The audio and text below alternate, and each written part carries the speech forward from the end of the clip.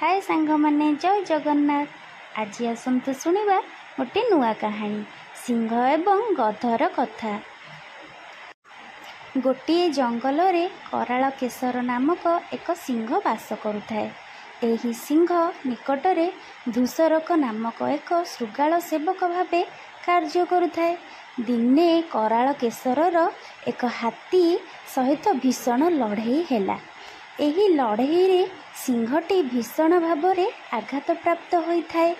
एते आघात पाइଥାଏ जे से चालिबाकु मध्य शक्ति पाउनଥାଏ।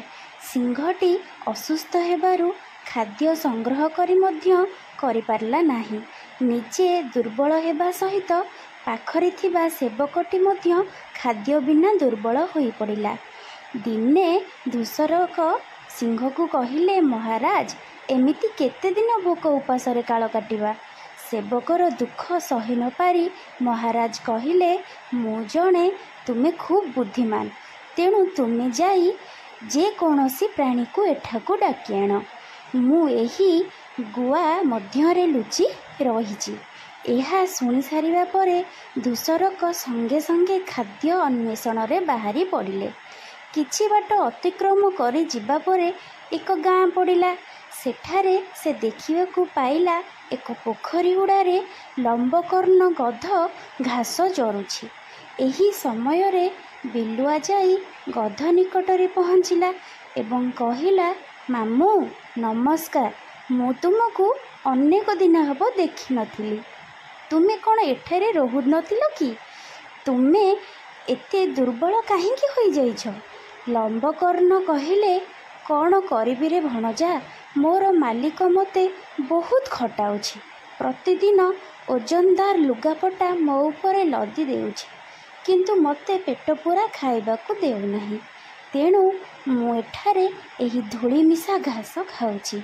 एही घास खाइले मु दुर्बल न होई कौन बलशाली होई पारिबि? मामूर दुख सही न पारी बिचरा भणजाटी कहिला, मामू तुमे मो सहित चाल, गोटे भल जगह को नहीं जीवी। मोर घर पाखरे नदी कूଳରେ कौन सबुज घास पूरी रही। तुमे सेठारे रही मन भरी घास खाइब। भणजार कथा शुणी मामू लंबकर्ण कहिला, तोर कथा ठीक, किंतु तोर घर तो बण जंगल रे। सेठारे सबु समय हिंस्र जंतु माने विचरण करुथांती। मु सेठारे कौन निर्भय रे चराबुला करि पारिबि? लंबकर्णर कथा शुणी बिलुआ कहिला, मामू तुमे सेपरी कुह नाही। तुमर सेठारे कौनसी असुविधा हेब नाही। मो बासगृह एपरी एक सुरक्षित स्थान रे अवस्थित जे शत्रु कदापि सेठारे पहुँची पारिबो नाही। सबुठारु भल कथा हैला मामू, मु रहुथिबा स्थान रे 3टा माई अछंती। सेमाने मते तुमर संधान रे एठाकू पठाइछंती।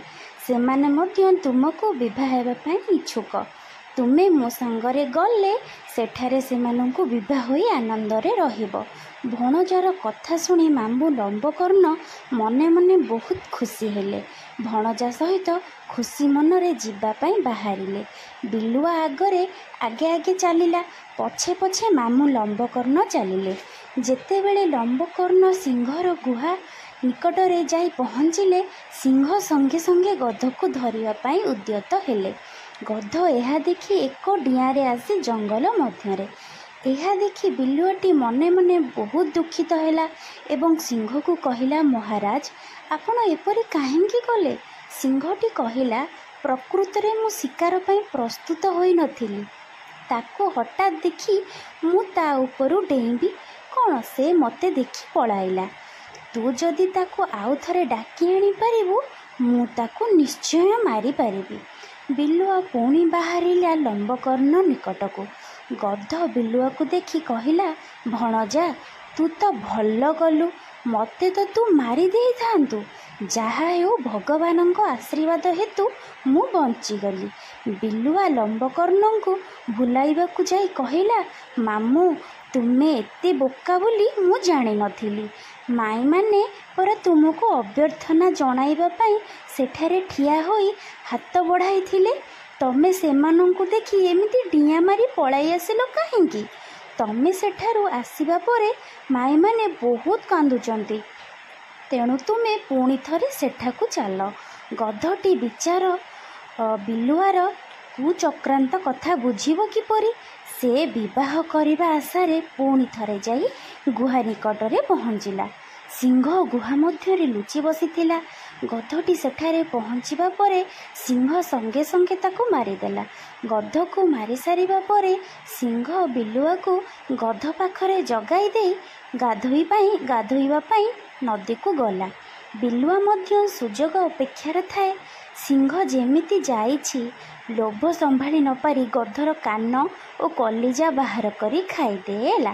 ସିଂହ ଆସି ଯେତେବେଳେ ଦେଖିଲା ଗଧର କାନ ଓ କଲିଜା ନାହିଁ, ସେ ବିଲୁଆ ଉପରେ ରାଗିଯାଇ ଗାଳିଦେଲା।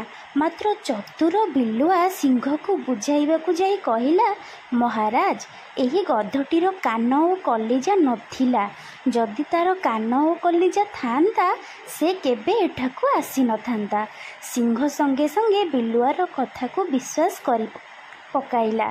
ଦୁହେଁ ମନ ଖୁସିରେ ବସି ଗଧ ମାଂସ ଖାଇଲେ। କାହାଣୀଟି କହିସାରି ମାଙ୍କଡ଼ କହିଲା, ତୁମେ ପ୍ରଥମେ ମୋ ସହିତ ବିଶ୍ୱାସଘାତକତା କଲ, କିନ୍ତୁ ଯୁଧିଷ୍ଠିର କୁମ୍ଭାର ପରି ସତ କଥାଟା କହିଦେଇ କପଟ ପଣିଆଟା ନାଶ କଲା। କୁମ୍ଭୀର ଏହା ଶୁଣି କହିଲା, କିପରି ଯୁଧିଷ୍ଠିରର ସମ୍ମାନ ଗଲା? ମାଙ୍କଡ଼ଟି କାହାଣୀ କହିବା ଆରମ୍ଭ କଲା।